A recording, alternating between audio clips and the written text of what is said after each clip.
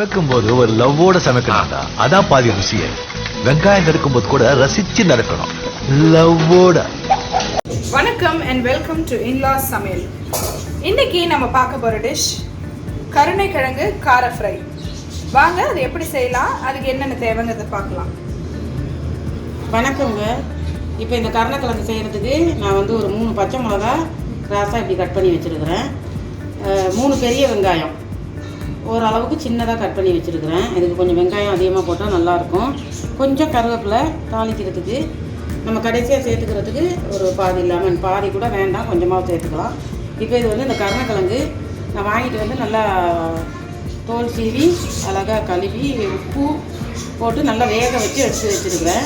இந்த வேக வச்சு எடுத்தது மட்டும் இல்லை, அதில் வந்து கொஞ்சம் மிளகாத்தூள், மஞ்சள் தூள், உப்பு லைட்டாக போட்டு பிரட்டி வறுத்து அள்ளி வச்சுருக்கிறேன்.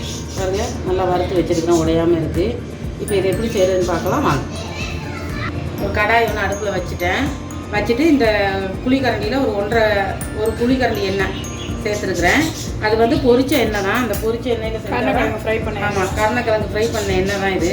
அதில் செஞ்சால் கலர் டிஃப்ரெண்ட்டாக இருக்கும், பார்க்கவும் நல்லாயிருக்கும், டேஸ்ட்டாக இருக்கும். அந்த எண்ணெயிலே செஞ்சோம்னா, அதுக்காக தான் நான் அந்த எண்ணெயே சேர்த்துட்டேன். இப்போ கொஞ்சம் கடுகு உளுத்தம் பருப்பு சேர்த்துக்குவோம். நம்ம அந்த கருவேப்பிலையும் சேர்த்துக்குவோம். இது வந்து நம்ம ஒரு ரசம் இல்லை ஒரு புளியானம், ஏற்கனவே புளியான வீடியோலாம் போட்டுருக்கிறேன்னா, அந்த புளியானம் இல்லை தேங்காய் பால் புளியானம் அந்த மாதிரி செஞ்சுட்டு கூட இந்த கருணைக்கிழங்கு ஃப்ரை பண்ணிவிட்டு சாப்பிட நல்லாயிருக்கும். இப்போ இந்த பச்சை மிளகா சேர்த்துக்கிறேன். இது பச்சையாக செய்கிறதோட நம்ம அதை எண்ணெயில் வறுத்துட்டு செஞ்சால் நல்லாயிருக்கும். பச்சை மிளகா கருவேப்பிலை பொரிக்கிட்டு இப்போ நான் அந்த வெங்காயத்தை நல்லா பிசைஞ்சு வச்சுக்கிறேன். இல்லைன்னா அது அப்படியே பெருசாக இருக்கும். நல்லா உதுத்து வச்சுக்கிறேன். இந்த வெங்காயத்தை இதில் சேர்த்துருவோம்.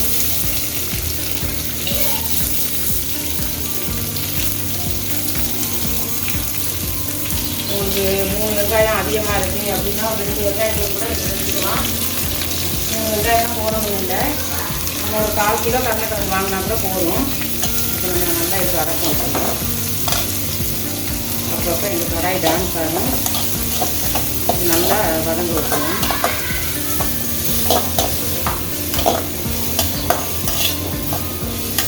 இப்போ இடம் தேடுது என் மருமகன்.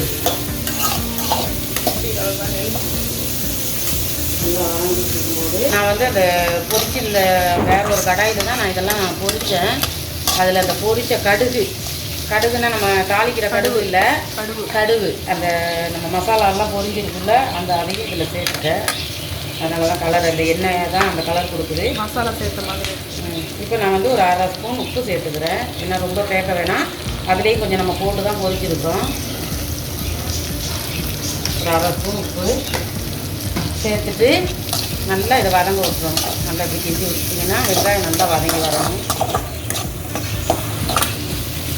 ஒரு பருப்பு சாம்பார், இந்த மிளகா கிள்ளி சாம்பார்னு சொல்லுவாங்க, அந்த மாதிரி ஒரு சாம்பார் வச்சுட்டு இப்போ நம்ம அடுப்பு லைட்டாக சிம்மில் வச்சுக்குவோம். ஏற்கனவே சிம்மில் இருக்கிற மாதிரி தான் இருக்குது எங்கள் அடுப்பு.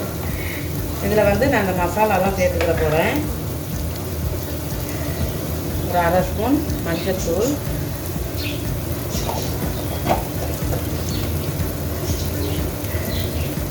ஒரு 1/4 ஸ்பூன் மிளகுத்தூள்.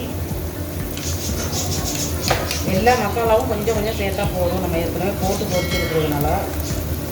ஒரு 1/2 ஸ்பூன் ஜீரகத்தூள். இப்போது மிளகாத்தூள் ஒரு 3/4 கரண்டி தான் போடுறேன் நான். இந்த ஸ்பூனில் எடுத்து வையேன், நண்டு மாதிரி ஊறிக்கிட்டு இருக்கிற கிழங்கு இருக்குது. இப்போ நம்ம இதெல்லாம் நல்லா கிண்டி விட்டுருவோம். இது கருணைக்கிழங்கு ஃப்ரை பண்ணி வைக்க முடியலை அந்த அம்மாக்கிட்டையும் பிள்ளைகள்கிட்டையும்.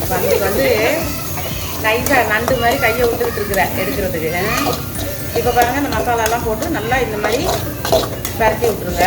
வாசமாக இருக்குது, நல்ல வாசமாக இருக்குது. நான் ஏற்கனவே நிறைய வீடியோ போட்டிருக்கேன். அந்த ஊரில் இருந்து ரொம்ப எல்லாம் கொண்டாந்து இனி அடுத்து ரொம்பையாக தான் இருக்கும். கறி குழம்பு, மீன் குழம்பு வந்துருச்சு. போதுங்கிற அளவு கொடுத்து விட்ருக்காங்க, கட்டுக்கட்டாக கொடுத்து விட்ருக்காங்க. நான் ஒரு நாளைக்கு உங்களுக்கு அந்த வீடியோவில் காமிக்கிறேன். இங்கே கிடைக்குமான்னு பாருங்கள், ட்ரை பண்ணி பாருங்கள். எடுத்துக்கம்மா, நண்டு மாதிரி ஊறிக்கிட்டு இருந்தேன். நான் இப்போ வந்து போட போகிறேன். எடுக்குது. இப்போ நம்ம இந்த ஃப்ரை பண்ணி வச்சுருக்கிற இந்த கிழங்கெல்லாம் இதில் போட்டுருவோம். வச்சுக்கோமா இப்போ போட்டுட்டு நல்லா நம்ம இதை பரட்டி விட்டுருவோம். நல்ல சூப்பர் டேஸ்ட்டாக இருக்கும் இது. நான் இன்றைக்கி தேங்காய் பால் செடியான தான் வச்சுருக்கிறேன். அதுக்கு தொட்டுக்கிறதுக்கு தான் இந்த ஃப்ரை.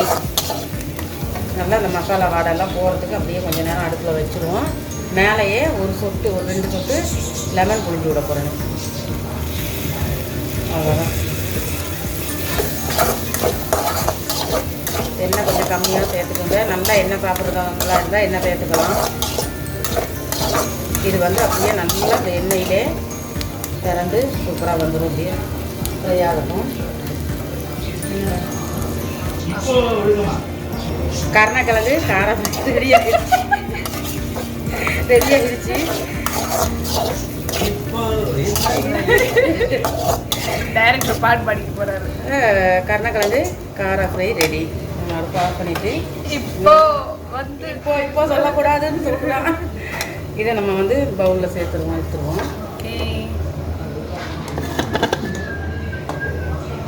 சூப்பரான ஒரு நல்ல கறி துண்டு மாதிரி இருக்குது பார்க்குறதுக்கு. அப்படி தானே இருக்குது. அன்னைக்கு வேறு மாதிரி இருக்குது. நல்ல டேஸ்டியான குயிக்கான கருணக்கிழங்கு கார ஃப்ரை எப்படி பண்ணுறதுன்னு பார்த்தீங்க. நீங்களும் இந்த டிஷ்ஷை வீட்டில் ட்ரை பண்ணி பாருங்கள். தயிர் சாதம், சாம்பார் சாதம், ரசம், புளியானம், சொதியானம் எல்லாத்துக்குமே ரொம்ப நல்லாயிருக்கும். நல்ல ஒரு பர்ஃபெக்ட் சைட் டிஷ்ஷாக இருக்கும். நிச்சயமாக காரம் அதிகம் சாப்பிட்றவங்களுக்கு இந்த டிஷ் ரொம்ப பிடிக்கும். நிச்சயமாக ட்ரை பண்ணி பாருங்கள். எங்கள் இன்லா சமையலுக்கு கண்டிப்பாக சப்ஸ்கிரைப் பண்ணுங்கள். எங்களுக்கு தொடர்ந்து உங்கள் சப்போர்ட்டு தாங்க. அடுத்து ஒரு நல்ல டிஷ்ஷோடு உங்களை சந்திக்கிறோம். until then bye. எங்கள் சேனலுக்கு சப்போர்ட் பண்ணுங்கள், சப்ஸ்கிரைப் பண்ணுங்கள். நீங்கள் கொடுக்குற ஒவ்வொரு சப்போர்ட்டும் நாங்கள் இன்னும் நிறைய மேலே வீடியோ போடுவோம். Okay, until then bye. சமைக்கும் போது ஒரு லவ்வோட சமைக்கணும்டா, அதான் பாதி ருசியே. வெங்காயம் நறுக்கும் போது கூட ரசிச்சு நறுக்கணும், லவ்வோட.